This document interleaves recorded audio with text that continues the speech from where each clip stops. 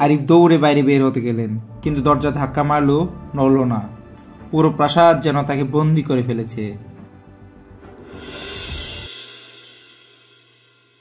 মোমবাতির মতো একটি আলো জ্বলে উঠল হঠাৎ। সেই আলোয় দেখা গেল রমণীশীলা দেবী যেন জীবন্ত, কিন্তু মানুষের মতো নয়, একদম স্থির, ভাসমান। তিনি ঠান্ডা গলায় বললেন, যারা আমার শান্তি নষ্ট করে তারা এখান থেকে জীবিত ফিরতে পারে না। আরিফ কাপা গলায় বললেন, আমি শুধু ইতিহাস জানতে এসেছি, আপনাকে কষ্ট দিতে চাইনি। রানী ধীরে ধীরে এগিয়ে আসতে লাগলেন, তার পায়ের নিচে জমি স্পর্শই করছে না।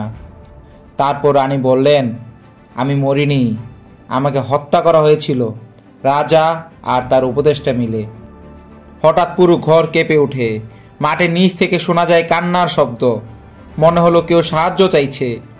রানী ইঙ্গিত করলেন মাটির দিকে, ওরা যারা আমাকে মারার চেষ্টা ছিল, আমি ওদের শাস্তি দিয়েছি।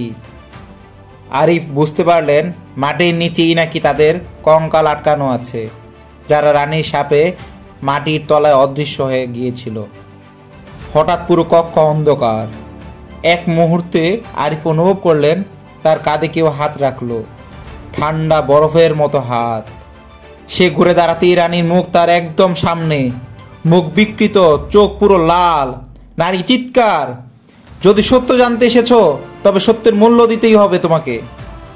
এক মুহূর্তে পুরো ঘর জমে ওঠে বরফের মতো ঠান্ডায়, শ্বাস নিতে কষ্ট।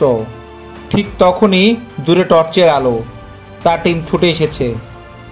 কক্ষের আলো ফিরে এলে রানী নেই, কেউ নেই, কিন্তু আরিফ মাটিতে পড়ে অজ্ঞান, তার গলায় লাল আঁচড়ের দাগ, যেন কেউ নখ দিয়ে চেপে ধরেছিল। টিম তাকে বের করে আনে।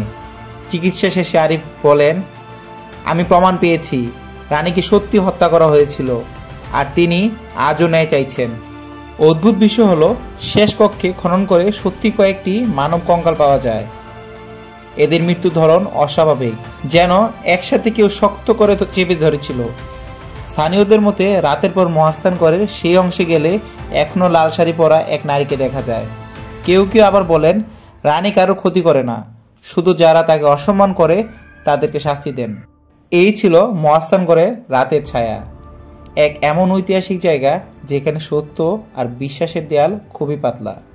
যদি গল্পটি ভালো লেগে থাকে, লাইক, শেয়ার এবং সাবস্ক্রাইব করতে ভুলবেন না। আর কমেন্টে জানাও পরের এপিসোডে কোন ভৌতিক ঐতিহাসিক জায়গায় গল্প চাও।